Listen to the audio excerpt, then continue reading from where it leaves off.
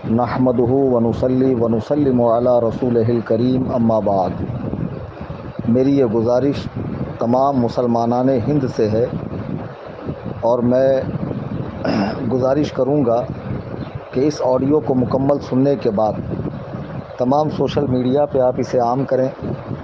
جتنے مسلم یوٹیوبرز ہیں اسے اپنے اپنے چینل پر میری اجازت ہے کہ اپلوڈ کریں، اور اسے خاص طور سے ماؤں کو، بہنوں کو، بیٹیوں کو ضرور سنائیں۔ ہمارے وطن عزیز ہندوستان میں جو اس وقت حالات بنے ہوئے ہیں وہ بد سے بدتر ہیں، اور شاید اس سے بھی بھیانک انجام ہمیں دیکھنا پڑے اگر ہم عزم مصمم نہ کریں کہ ہم اپنے دین پر سختی سے قائم رہیں گے، اسلام سے چمٹے رہیں گے، اور حالات کیسے بھی برے ہوں اپنے دین کو ہاتھ سے جانے نہیں دیں گے۔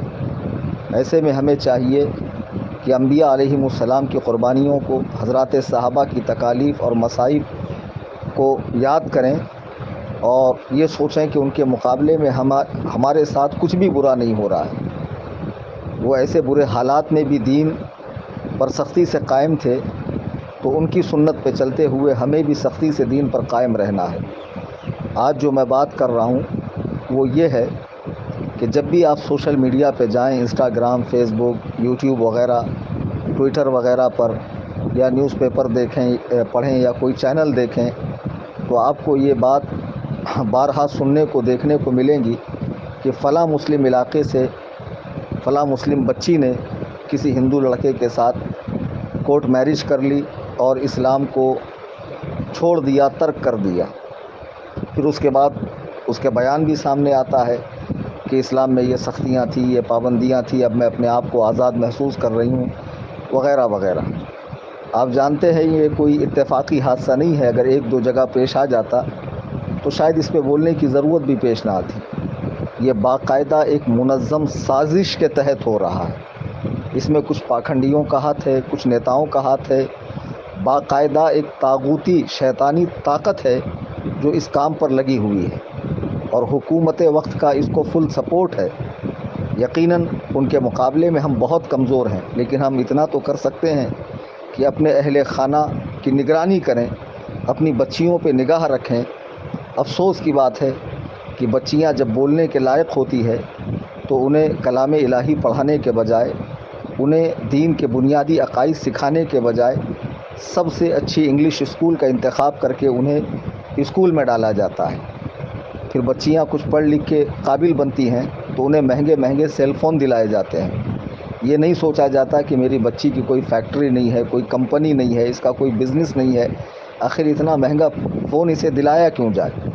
چلیے دلا دیا، تو اس کے بعد بچی کے فون پر ہونے والی اپڈیٹ سے باپ بھی بے خبر ہے، ماں بھی بے خبر ہے، بہن بھی بے خبر ہے، بھائی بھی بے خبر ہے۔ رات رات جاگ کر بچی کس سے چیٹ کر رہی ہے، کیا بات کر رہی ہے۔ پھر دوسرے نمبر پہ بچیوں کو جہاں کو ایجوکیشن ہے، لڑکے اور لڑکیاں ساتھ پڑھتی ہیں، وہاں داخل کرایا جاتا ہے۔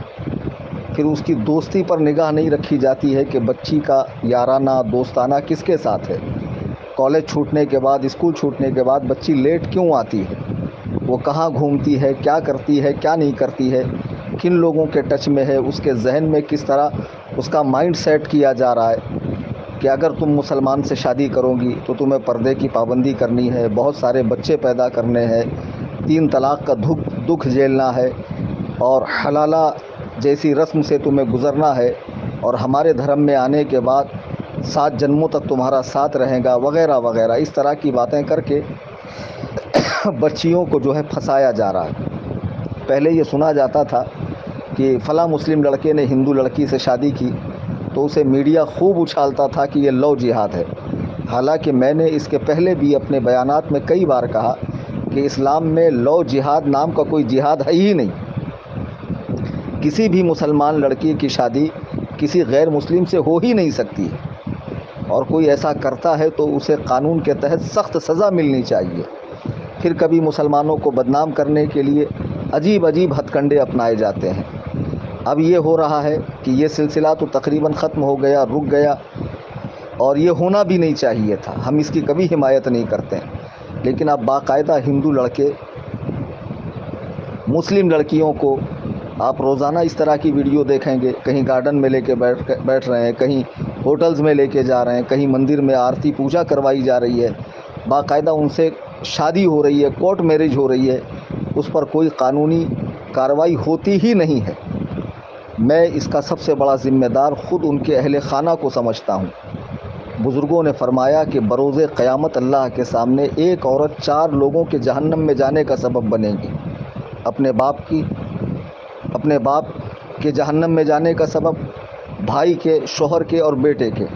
وہ اللہ سے عرض کریں گی مولا تعالیٰ یہ لوگ دینی محافل میں جاتے، علماء کے پاس بیٹھتے، بیانات میں شریک ہوتے، لیکن گھر میں آ کر دین نہیں سکھاتے تھے، اس لیے ہم دین سے غافل ہیں۔ تو اس کی اس گزارش پر، اس کے اس عرض پر اللہ تعالیٰ ان 4 لوگوں کا ٹھکانہ جہنم فرمائے گا۔ آپ نے اولاد کی تربیت کے لیے ہر طرح کی تکالیف برداشت کی، ان کے ناز نخرے پورے کرنے کے لیے، ان کی ہر وش، ہر خواہش کو پورا کرنے کے لیے آپ نے حرام و حلال کی تمیز کی ہے، بغیر روپیہ کمایا۔ لیکن آخر میں کیا ہوا؟ بچی بھاگ گئی۔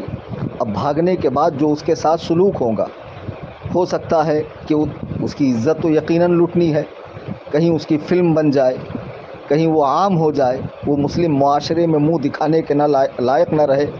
اے میری قوم کی بچیوں، ذرا سوچو کہ جب تم بھاگ کر جا رہی ہو، تمہارے اہل خانہ پر کیسا غم کا پہاڑ ٹوٹا ہوگا، اہل محلہ، اہل خاندان انہیں کیا کیا طانے مارتے ہوں گے۔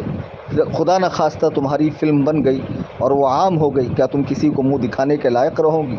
ایک تو تمہاری عزت چلی گئی، دوسرا تمہارے ہاتھ سے ایمان چلا گیا، اور ہمیشہ تمہارا ٹھکانہ جہنم ہو گیا۔ تمہیں کس نے کہا کہ اسلام میں عورتوں کا کوئی مقام نہیں ہے؟ اللہ کے نبی علیہ السلام فرماتے ہیں کہ جنت ماں کے قدموں کے نیچے ہے۔ اللہ کے حبیب فرماتے ہیں کہ بہن کے ساتھ حسن سلوک، اچھا برتاؤ، اس کے دوزخ میں جانے سے اسے روک دے گا۔ بیٹی کی اچھی پرورش جہنم سے آڑ بن جائے گی۔ ماں بھی تم ہی ہو، بیٹی بھی تم ہی ہو، بہن بھی تم ہی ہو۔ اور بیوی کے ساتھ حسن اخلاق سے پیش آنے کے تعلق سے اللہ کے نبی علیہ السلام فرماتے ہیں عورتوں کے چہروں پر نہ مارا جائے، چونکہ اللہ نے اسے خوبصورت بنایا ہے۔ اور آپ نے اپنی بیویوں سے محبت کرنے والوں کے تعلق سے کہ جب دونوں ایک برتن میں کھانا کھاتے ہیں تو ملائکہ ان پر رشک کرتے ہیں۔ بے شمار فضیلتیں آئی ہے۔ یہ ساری چیزیں آپ کے نگاہ کے سامنے نہیں ہیں۔ آپ کو پردہ بیکار سا معلوم ہوتا ہے، آپ آزادی چاہتی ہیں، حالانکہ اللہ تعالیٰ نے یہ پردہ نبی علیہ السلام کی بیویوں تک کے لیے رکھا ہے۔ چنانچہ آپ سورہ احزاب کی آیت نمبر 59 دیکھیں گی تو قرآن میں اللہ فرماتا ہے یا ایھا النبی قل لازواجک وبناتک ونساء المؤمنین یدنین علیہن من جلابیبہن ذالک ادنی ان یعرفن فلا یؤذین وکان اللہ غفورا رحیما۔ اے نبی اپنی بیٹیوں، اپنی صاحبزادیوں اور مسلمانوں کی عورتوں سے فرما دیجئے کہ اپنی چادر کا ایک حصہ اپنے منہ پر ڈالے رہیں، یہ اس سے بہتر ہے کہ ان کی پہچان ہو اور وہ ستائی نہ جائیں، اور اللہ بخشنے والا مہربان ہے۔ یعنی پردہ اس لیے ہے کہ تمہیں ستایا نہ جائے، تمہارا مذاق نہ اڑایا جائے۔ اور آج یہی ہو رہا ہے کہ جب تم نے پردے کو ترک کر دیا تو تمہارا مذاق بھی بنا، تم ستائی بھی گئی، تمہارے ہاتھ سے دین و ایمان بھی نکل گیا۔ میں گزارش کروں گا مسلمانوں سے، للہ دھیان دیجیے اپنی بچیوں کے اوپر۔ انہیں دنیا کی تعلیم بہت زیادہ پڑھانا یہ ضروری نہیں ہے۔ آپ کی بچی دیندار ہو، با اخلاق ہو، صوم و صلات کی پابند ہو، امور خانہ میں ماہر ہو، یہ کافی ہے۔ اور دنیا کی تعلیم اتنی سیکھ لے کہ جس سے اس کی ضرورتیں پوری ہو جائے، اتنا کافی ہے۔ اور وہ سکھاتے وقت بھی آپ اس کی پوری نگرانی کریں۔ یہ بہت پرفتن دور ہے اور اس میں ایسے سبز باغ دکھا کر بچیوں کو اپنے جال میں پھانسا جا رہا ہے، اور یہ نادان بچیاں سمجھ رہی ہے کہ میں تو آزادی پا رہی ہوں۔ جس آزادی کے چکر میں تو اسلام جیسے سچے مذہب کو چھوڑ رہی ہے اور جس کے ساتھ بھاگ رہی ہے، اس کی جوانی بھی فانی ہے، اس کا حسن بھی ختم ہونے والا ہے، اس کا مال و دولت بھی مٹنے والا ہے، اور پھر بعد میں ذلت و رسوائی کے سوا تمہارے ہاتھ کچھ نہیں آنے والا ہے۔ خدا را اپنے پاک دین کو مت چھوڑو، اور اس طرح ماں باپ کی رسوائی کا سبب نہ بنو، مسلم معاشرے کی رسوائی کا سبب نہ بنو۔ میں تمام علماء کرام سے، تمام قائدین سے، تمام اہل خانقاہ سے، تمام خطبہ حضرات سے گزارش کروں گا کہ اسے موضوع تقریر بنایا جائے اور اس پر مسلمانوں میں بیداری پیدا کی جائے کہ مسلمان اپنی بچیوں کی تربیت دینی ماحول کے اندر کریں، دینی ماحول کے اندر کریں۔ مجھے اس موقع پہ ایک واقعہ یاد آیا کہ ایک جنگ کے موقع پہ اللہ کے نبی علیہ الصلاۃ والسلام صحابہ کے ساتھ تشریف فرما ہیں۔ ایک صحابیہ حضور کی بارگاہ میں اپنے بیٹے کی خبر لینے آتی ہے۔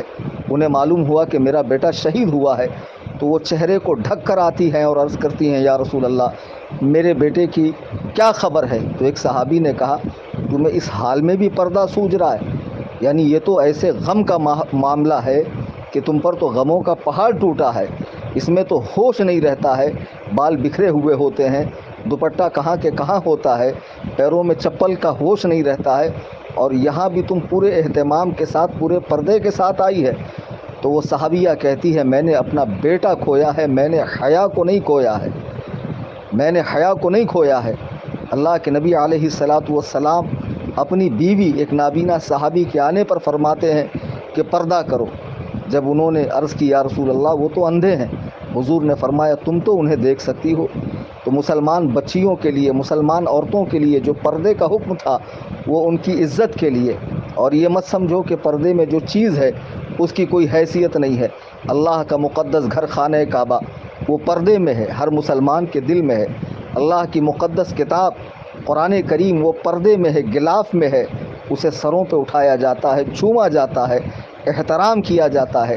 جو چیز کھلی ہوئی ہوتی ہے، کھانے پینے کی کھلی ہوئی چیزوں کو آپ دیکھیں اس پر مکھیاں بھن بھناتی ہے، تو تم بے پردہ جب کالج میں اسکول میں جاؤ گی، ماں باپ کی اجازت کے بغیر یہاں وہاں جاؤ گی، تو یہ جتنی مکھیاں ہیں تمہارے ارد گرد بھن بھنائیں گی اور تمہیں اچک لے جائیں گی، تمہاری عزت بھی جائیں گی، تمہارا نام بھی خراب ہوگا، تمہارا دین بھی چلا جائے گا۔